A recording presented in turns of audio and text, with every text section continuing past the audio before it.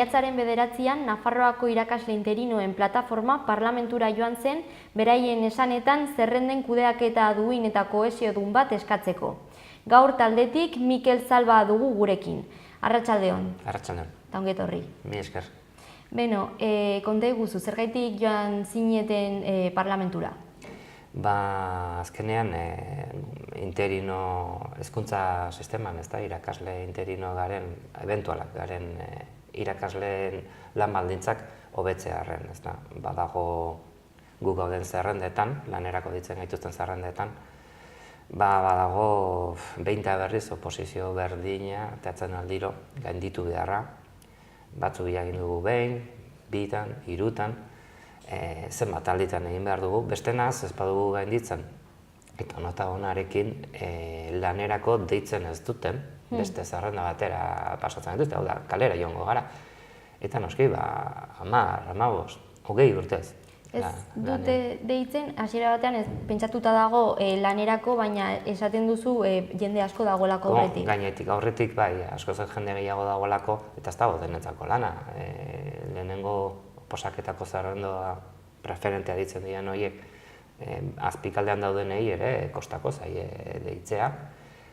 Atea dituzten plazaekin areta lan gutxi egongo da, plantilla onditu dako dalako, eta bigarren zerrenda hortan daudenei, igual 10 urtetara deitzen diete, edo inoiz ez.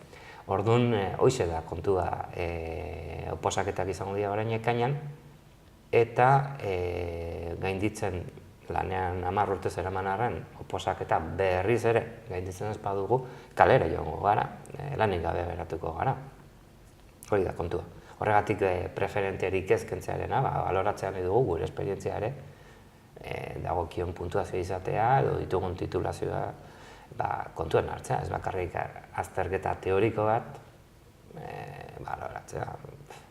Merito horiek hartuko direlako kontudan bakarrik gainditzen baldin bada? Oposaketako sisteman lehenengo da azterketena, behin dena gaindituta, orduan baloratzen dira merituak, eta hor bai puntuak izango genituzke arituak garenak. Baina hortarako ere oposaketa zaildu egin da, sartu da 4. azterketa bat, praktikoa ditzen dena, eta gainera bikoteka doaz. Bi eta bi azterketa dira baztergarria. Baten gainditu ezean, gutxienez 2,5 nota atea ezean, urrengo azterketa bikote hortakoa, atea behar da 7,5, bestena eskalera goaz, hau da, baztergarriak izatea, zaildu egin ditu, eta 4. azterketa bat epaimaila horrean ere, hori ez, baina, 4. azterketa batek asko zaildu du, oposaketa, gainera gauzak gero eta zailago, lanean jarritu izateko, berriz diot, eventual bezala, Orduan ez du balio esperientzia, ez da ikastaroak, ez da formakuntza, dena azterketa batek erabakitzen du. Bai, hori da guk esatzen duguna, gure eguneroko ikasleen aurreko irakasle lana egiteko, azterketa teoriko bat gainditzea lan praktikoarekin zerikusia ez daukana, absurdoa da.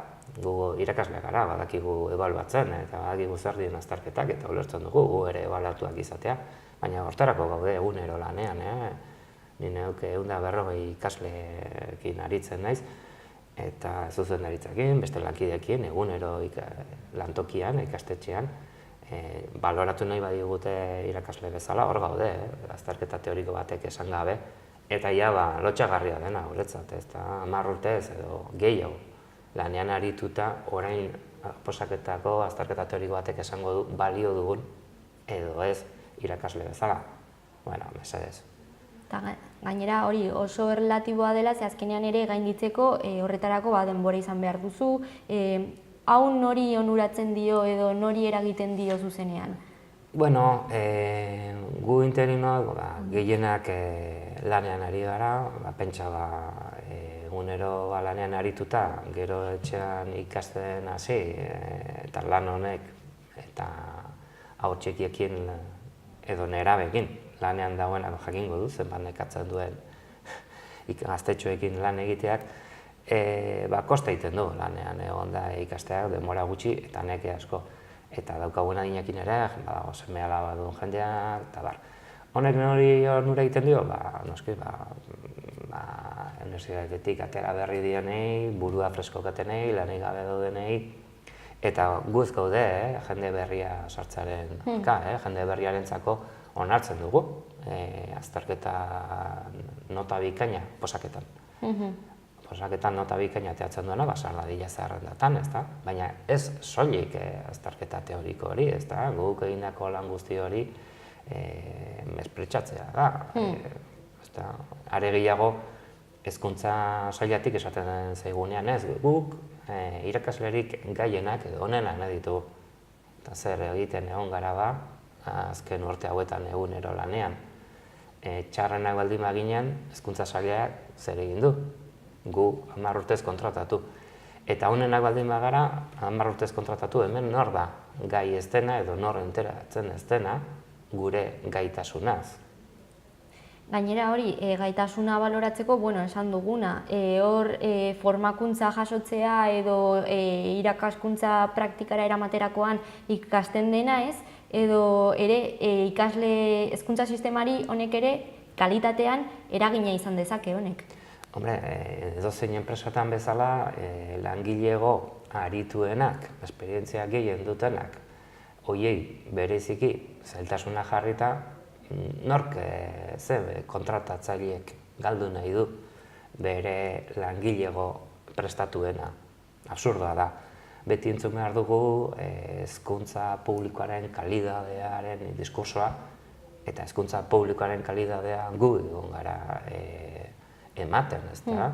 Eta Nafarroak dituen bai selektibidadean eta bestelako ratioetan daukan markagoren hori ematen alda, plantillaren 1,35 garen interinoaren lan ona gabe, nork egin du hori, ezta? Bizkat iraingarria da esaten dutenean hori, ez, ebaluatu bai, baina gaienak nahi ditugu eta gu zer gara, ezta? Hori, selektibidadeko emaitza onak hemen Nafarroan izaten ditugunak aipatu dituzu, eta, pixka bat, kontrajarria da gainontzeko erkidegoetan beste kudeaketa ezberdin bat ematen delako, ez? Zerrendena. Bai, hemen zerrenden kudeaketa horretan, interino jarraitzeko posaketa dagoen aldiro, berriz zerrenda desegiten da, eta azkeneko posaketako noten arabera egiten da zerrenda berria. Horiek dira, lehentasuna du posaketako zerrenda, horregatik ditzen dira preferenteak. Hori ez dago. Ez dago zerrenda preferenterik, ez da egiten zerrenda oposaketako nota hutsaren arabera.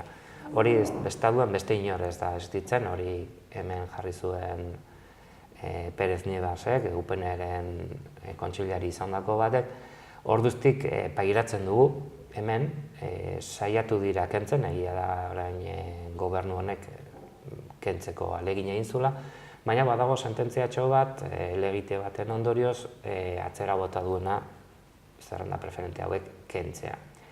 Guk uste dugu sententzia horrek ez duela esaten zehazki preferenteak jarri behar dienik, baizik eta aldaketarako argudio juridikoa ez dela aski arrazoitu. Alda daitekela, baina, orain zera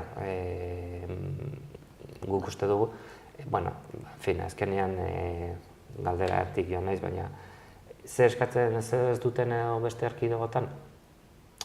Preferenterik azteko ez daukate, jendea dago zerrendan dituen titulo, daukan esperientzien arabera gorago edo berago, barematzen da, hau da urtero edo 2 urtero egiten da, bakoitzak dituen titulak enazte ditu, bakoitzak dukan esperientziak puntutxoak ematen joaten zaio, eta orduan horren arabera gora eta bera dago, hor dago gaitasuna argita garbi, ezta? Gero ere beste erkidegotan baloratzen dira erkidego horietan egindako zerbitzuak, Nafarroan ez, hori ere eskatzen ari gara, Nafarroan baloratzea. Nafarroan egindako zerbitzuak gu hemen ikastaroak ditugu, hemen hezkuntzarako eta hemen aritu gara, hemen espezializatu gara, eta birmar ematzea, esan duguna, hemen ez da birmar ematzen, hor zaude zerrendan, oposaketako notaren arabera, eta 1000 ikastaro, 1000 hizkuntz baldin bakizkizu, edo 1000 titulazio lortzen baituzu, edo euskal ozanolako esperientzia, bakarrik azken oposaketako nota, eta hurrengo oposaketan desagertzen da zerrenda hori. Eskatzen ari gara, izan ere, aurretik egindako oposaketen, 3 oposaketen nota gutxienez baloratzea, zenbat aldiz pasa behar dugu oposaketa berdina. Horiek izango litzateke eskatzen dituzuen puntuak, 4 direlako. Bai, eskatzen dituguna dira, zerrenda preferente hauek kentzea, kendu behar espadia, horren sententzia horren aitzakipean, eskatzen dugu aurretik egindako oposaketen nota gordetzea, eta birmare ematzea, ditugun urtean esperientzia eta titulazioa, noski, baloratzea, ez bakarrik azterketa teoriko hori, notarekin batera, notarekin batera izan behar badu, baina esperientzia eta gure formazioa ere bai, hori da eskatzen ari garena zerrenda logiko bat egiteko. Nafarroan egindako lana ere baloratzea, beste erkidego batzutan egiten da, askotan, ez denetan, baina askotan bai. Gu ara joaten garenean puntuazio gutxiago dugu bertakoen aurrean, baina hona datozen guztiak gure maila berdinak gaude. Ezin dena da, beti kaltetuta ateratzen garela Nafarroko interinoan. Alde guztietan kentzen dira puntu horiek, edo jartu ditugu denok. Eta gero, 2 urtetan behin, birmara ematzea, norbera dituen esperientzia, lehen egindakoak edo ez egindakoak, eta dituen ikasketak eta ikastaroak ere, baloratzea zerrenda puntutan, gorago, berago, gaitasun hori hor dago. Eta testu inguru honetan plataforma sortu zenuten. Bai, plataforma sortu zen hainbat interino irakasle ikusten genuen arazo bat zegoela, gure arazo honen konkretu honetan sindikatuek planteatzen zutena zen hezkuntzako arazo guztiak konpontzeko eta osongi dauden proposamen horiek, baina gu ekainaren 23an daukagu oposaketa hori gainditu eta nota honaz ez badugu gainditzen, berriz ere oposaketa gainditzen, kalera joango gara, ez dituzte lanerako ditu, zerretik, zerrendetan egongo gara, bai, baina lanerako deitzen ez dituzten 2. zerrenda batzutan egongo gara.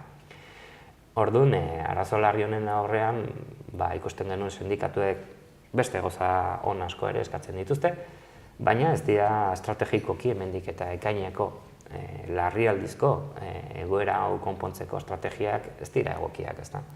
Eta orduan ikusi genuen, gero sindikatuen artean askotan elkarren aurka aritzen direnez, ikusten genuen sindikatuekin batera, frentismoa sortuko ginela, hainbat elkarren aurkako borroketan, eta ikusi genuen gu geuk antolatu behar ginela eta gu geuk gurea defendatu. Eta orduan sortu genuen interinoen plataforma, oso sindikatu desberdin guztietan afiliatuta gauden jendea gaude, alderdi politiko guztietakoak garen bezala, eta baina denok batu egin gara 4 puntu hauen inguruan. Hauetan gu ados jartzea lortu dugu. Eta 9 interino biltzen ditugu, ezta? Hori da gure indarra, alderdi politiko eta sindikatu guztietako jendea elkartu izana, eta gure zilegitasuna hor dago. Guztiei eragiten, amankomuniko arazo bat daukazue hor, eta berdin du hor ze pentsakera edo ideologia dagoen. Arazoa objektiboa da, hor dago, jende asko kalera joan daiteke. Bai, gu orain Nafarroan kalkulatzen dugu garela 1800 interino inguru, horietatik gu 900 biltzen ditugu plataforman, eta 100 joan gaitezke kalera. Adin batekin elkartzen gara, adinakin aurrera joan ala oroimena eta galtzen joten da, lanbide honetan areta gehiago. Eta noski, ikusten dugu ikasteko azterketa teorikoaten aurrean, gure gaitasuna murrizten ari da ere bai. Eta adinakin jendea lanean eta seme-alaba ditu, etxe joaten denean, ikasteko aukerak guretzako oro har ez dira bat ere onak, ezta. Orduan, sistema honekin gu kaltetuak ateratzen gara, ezta, justu arituenak eta adin gehien dutenak kaltetuen. Zer ateratzen dugun gobernuak honekin, agian diru aurreztea, ezta. funtzionario izatera paseatuko balira, aritutako horiek, aintzinatasuna eventual bezala, interino bezala ez dugu kobratzen, baina funtzionario sartuta bai, horren dugu arko liguketela, ez da. Hori susmatzen dugu, diru aurreztu nahian da bilela gobernua, eta gero bestetik jende erosoa, jende berria sartuko baliz, kontzientziatu gabea, arazo gutxiago edo aldarrikapen gutxiago ingo lukeen jendea, hori ere lortuko lukela susmatzen dugu, ezta? Eta arrazoi politikoak ez dakit zentzen diren. Kalidadearen aldetik, hau onartezina da. Onartezina da, hezkuntza sistema nola aritu da lanean. Gu hainbat ikastaro egin behar izan ditugu hor, urtero hor egon ahal izateko. Eta orain, hainbat boleto, ezta, lanik gabe geratzea, zegu bidezkoa iruditzen, eta gainera absurdoa da, hezkuntza sistema berarentzat. Eta aipatu duzula... Kalidadearen ikuspuntutik bintzen. Larrialdiko arazo edo egoera bat dela, ekaina hor dagoelako, ekainaren 23an azterketa izango da, eta oraindik segurtasun eza handia dago hor, zalantza handiak dituzue? Bai, orain bigarren hezkuntzako oposaketak eta lanbide heziketako irakasleen oposaketa izango dira, lehen hezkuntza, aurrezkuntza, hezkuntza eskolako interinoak ere badaude gure plataforman, horiek ez dituzte izango, datorren urtean izango dituzte oposaketak, baina orain agindu foralean erakiko den zerrendak kudeatzeko erabakita. Agindu foral bat erabakitzekotan dago orain gobernuan, eta denoi ere ingo ditu, batzuei ekaina honetan, bestei gainerakoei datorren urteko ekainean. Horren arabera, plaza ateratzen ez duten interinoak lan izango dute edo ez. Guri galdetzen zigun, kontseilaria bildu ginenean, baina zer eskatzen nahi zarete? Lana. Lan egin alizate, baina ze, interino bezala jubilatu nahi duzu da? Zergatik ez. Lan egin nahi dugu, funtzionarioak ez bagara ere, ez gara eskatzen ari funtzionario izateko atzeko ataritik sartzea. Ez, eskatzen ari garena lan baldintza duin bat, eta rekonozitzea, aitortzea guk egindako lana, duintasunez, guk gure prestakuntza eta gure lana hor dago, eta baloratu izatea. Ez orain jasotzen dugun erantzuna da, ez guk plazak estabilizatu nahi ditugu. Zu kalera edo zu barrura esaten bazara ondo, eta estenaz plaza batzuk, plazak ez dira personak, ez da. Azken urtetan lanean egon garen zer gara ba. Ez da, erabili eta botatzekoak, kalidadearen eta duintasunaren eta ikuspuntutik non dago hau. Horren arira, Europak interinuen tasa gainera jaitsi nahi ditu. Europak agindu du, epai baten, agindu du eta bereziki Espainiako estatuari, administrazio guztiei, agintzen die interinoen kopurua 8%ra jaitsi behar dela 2020-erako. Nafarroan, hezkuntza sisteman, interinoak gara 25%. Hori, zein da honen funtsa, interinoak edo eventualak, gure kontratua da, kontratu administratibo bat. Kontratu administratiboak esan nahi du lan puntual eta oso une berezi baterako lan jakina egiteko. Baina urte osoan zehar eta normalean egoten ez den lan bat. Urte osoan egoten ez den lan bat ezinezkoa da plantillaren 25%ko langilegoak betetzea. Hori noski urte osorako eta hamarkada askotan erabili da dira interinoak. Eta orduan behartzen ditu gehiegikeriz ari dela erabiltzen interinoen lana eta langile horiek finko bihurtu behar ditula esaten ari da. Baina estatu mailan badaude hainbat interino kolektibo, ez bakarrik hezkuntzakoak, garbiketakoak, poliziak, alde guztietakoak manifestazio gogorretan ari dira. Estatu osoan eskatzen ez den ere, epai hori betetzea. Horrek ere saltsa bat ekarriko luke, ze hainbat oposaketetan ateatzen diren hainbat plaza ezingo ziren eman. Hain zuzen ere hori dira interinoren batek betetzen duen plaza, ezingo litzateke bere plaza. Eta seguraski gobernuak korrika eta presaka ari dira plaza horiek atera eta eman nahian auskalo gero zer etorriko den, baina, posaketak atera, luzitu nahian, plaza asko atera ditugu, baina saltsa hori dago atzean eta ez dut uste administrazioei asko gustatzen zaienik hori bete behar izatea. Orain zerrenden kudeaketari dagokionez, hor daukagu esan dugu gertu dagoela, baina oraindik badaukazue gauzak aldatzeko nahi hori eta gaur arratsaldean manifestazioa izango da, ez?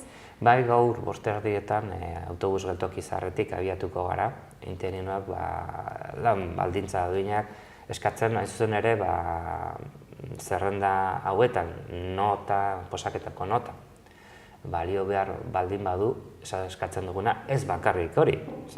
Hori egindako gure esperientzia personala, gure titulazioa ere kontuan hartzea. Zerrenda horietan, hau da, plaza ateratzen dutena, baina gainerakoak zerrenda batean geratuko ginateke, zerrenda hortan ebaluatek izateko ez bakarrik posaketako notaren arabera. Hau da, preferente horiek nolabait baldintzatu. Ez bakarriko posaketako nota, gehi gure esperientzia, gure formakuntza ere kontuan hartzea. Hori da eskatzen ari garena eta gero gordetzea guk aurreko posaketetan ateatako nota. Beste erkidegotan hala da. Gendituten posaketa bakoitzeko puntuazio bat daukate, edo notari gordena gordetzen zaie, eta ez dute aurkeztu beharrik behin eta berriz. Azkenean trabak eta trabak jartzea da, azkenean goiz baten egun txar bat izaten eta 10 urte eta gero kalera goaz. Ebaluatu nahi gaituztelako irakasle bezala azken 10 urtetan egiten gauden lana egiten gaudelako. Mesedez, hau ez da bakarrik absurdoa, hau baina bidegabea da, ez da injustua da. Orduan, hori, baloratzea gure esperientzia eta informazioa ere notarekin batera, izan behar baldin badu, eta eskatzen ari garena azken posaketa 3 gainditu dutenek nota horietako onena gordetzea, zenbat aldiz gainditu behar du azterketa berdina. 2011 urtetik aurrerako notak hartzen direlako kontutan bakarrik. Hori da, gobernuak hartu du hori, gure eskakizunetako batzen, baina ez digu ezer eskaini.